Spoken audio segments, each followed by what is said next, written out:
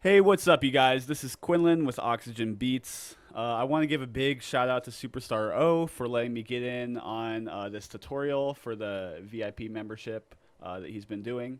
And in this video, we're going over a really important transitional element, the noise sweep. I know a lot of people just drag in audio files that other people have made and they try to force it to fit, but it's a lot easier to make your own, and you can get the timing down way better, and you can express your creativity a lot more by making your own. So this is a project I've made.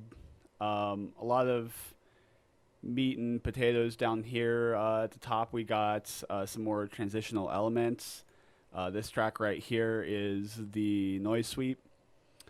And the noise sweep is really like the lead transitional element, and it's like the conductor for the other transitions, I feel. Not every track has a noise sweep, but uh, almost every electronic style music will have a noise sweep in it, and even in some of today's trap and hip hop, you'll hear some sweeps. I'm going to play a short section so you guys can just hear what the sweep is doing. I'm going to play from about here to here. For some reason, my screen capture software won't show the timeline cursor, so I'll just try to show you guys where it's at with my mouse cursor. Anyway, here we go.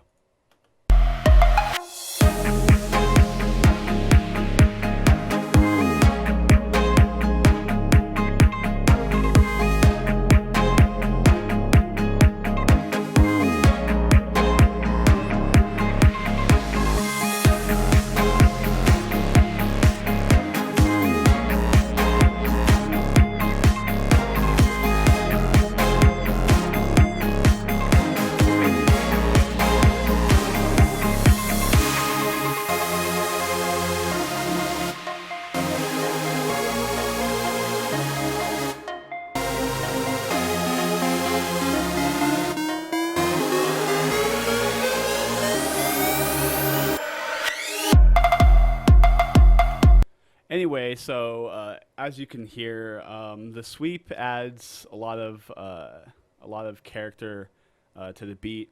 It's kind of like a storyteller. It tells you when a new part comes in, and it tells you when a part's coming up. It expresses a climax and a resolution. We're gonna recreate that sound in Massive, but just a disclaimer: you guys can use really any synth that has a filter and a noise generator, which there's plenty of. And if you don't have a synth, you can actually just drag in white noise and apply your own EQ filters. But it's just so much easier doing Massive. The first thing we're going to do is draw in a little event for the section. We want to have the sweep in. And then we're going to just draw in a note, extend it all the way. It doesn't matter which note, so don't worry about that. Then we're going to open our Massive panel, click New Sounds. We're going to disable this oscillator 1. We're not going to use any of the oscillators, just the noise generator down here, so turn up the white noise all the way. Then we're going to go to our filter tab over here, and this is basically key tracking for our filter cutoff, and we're going to turn that off as such. And then we're going to go to our filter 1. We're only going to need one filter. You're going to select the bandpass filter. And really these three parameters we're going to be tweaking, and it's going to shape the core of the sound. Depending on your DAW, there's different ways to do it, but I'm in Cubase. And for me, I find the easiest way to do it is to just hit right automation and then nudge those around. And then I have the automation tracks right here, and I just usually delete the extra points. It's pretty easy to do that way. So we're kind of gonna recreate this sweep right here, so you can see it goes down right here. The most important parameter we have is the cutoff, so we're gonna start high, and we're gonna go down with our automation. For those of you who have FL Studio, I'm super jealous of your automation features, but I think we're gonna get smart automation soon in Cubase. So for here, it goes up, and right here at this bar is where the transition, or actually I think it's right here. Never mind. And it goes down right here. So it goes down and up and down. Let's just listen to how that sounds right now.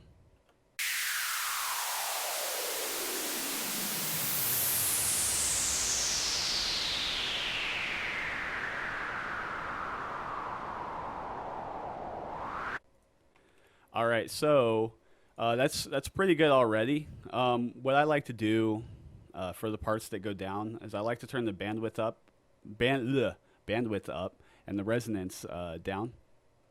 So I'll turn the resonance down, and the bandwidth is actually already pretty high, so keep it around the same area.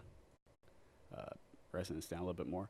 And what this will do is it kind of gives it more of an explosion feel. And then when you add in other transitional elements like crashes and stuff, it blends really well. And then so for the rising part, what I like to do is I will turn the bandwidth down, and then I'll turn the resonance up, actually. And this gives it kind of like a riser type sound. So if you have like a rise or anything in there, it'll blend really well with it. Just kind of automate it a little bit more. And then when it comes down again, turn that up, turn that down again. And so let's see here. One thing, I'm going to make this a little bit more parabolic, and let's hear how that sounds.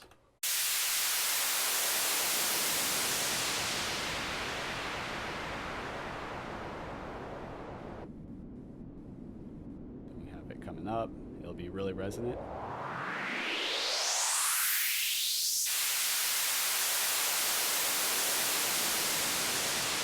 So you can hear the separation from each part now that we've done this automation. I think I'll even turn the bandwidth down even more right here. Maybe the resonance up even more, so it's even more obvious. Let's hear how that sounds.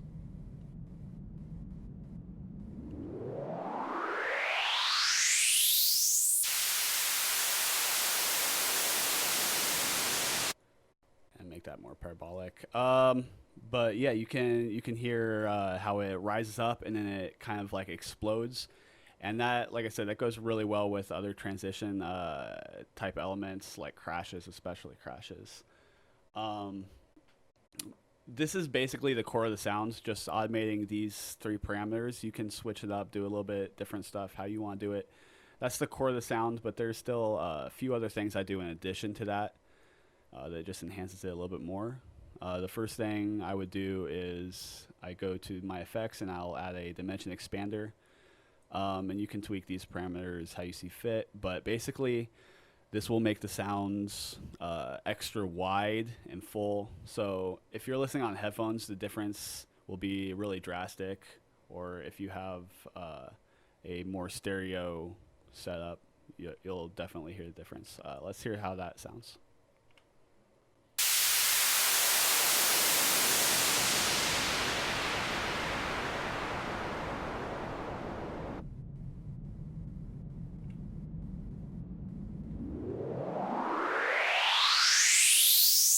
All right, so it definitely engulfs you a little bit more. I'm just gonna tweak this a little bit really quick, just so it's not so straight.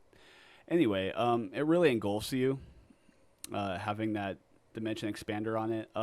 Basically what the dimension expander does is it doubles the signal, sends one signal left to one right, and it just delays it in time. So it's like just a short delay. If you don't want there to be, for it to have a little extra length to it, what you can do is you can route the volume automation to the dry wet so that when the note ends, it ends for sure. But it's good for now.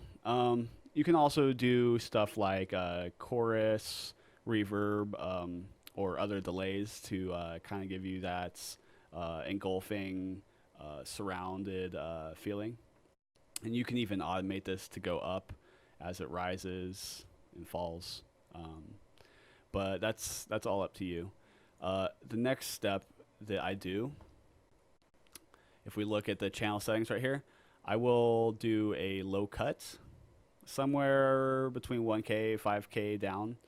And I usually do a broad, long stroke cut. And I don't want any of the sub frequencies right here, because usually there's going to be some sort of bass part playing with the sweep, and we don't want to interfere and muddy up the track. If you're going for like a rumble type rise thing, then you can have the bass in there, but you have to make sure there's no bass parts playing. So with the cut there, let's hear what that sounds like.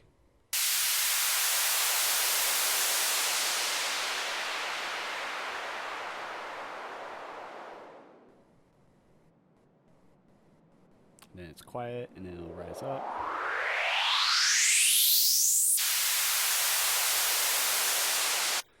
All right, so there's one last thing that I usually do to this is I will add a multi-band compressor. In this case, I'm using Ozone 5 Dynamics module. That's my favorite, but you guys can use any multi-band compression that you see fit. And this is basically like a safeguard, especially in that resonant rise area right here. When you have like a resonant sweep, sometimes you'll sweep some frequencies that it accentuates that are just your ears are really sensitive to, and it can be a little overwhelming, a little piercing on the ears if they get too loud. And so that's where the multi-band compression comes in. So we're gonna compress these upper frequencies, usually from about 2 to 10 kilohertz.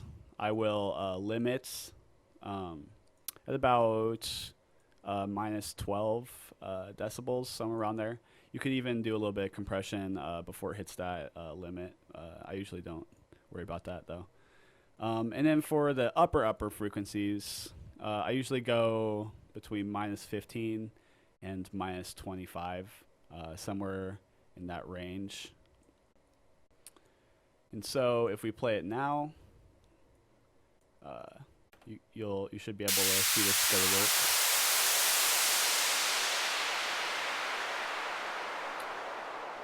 So it limited the start right there, and it'll limit it even more coming up on this resonant part.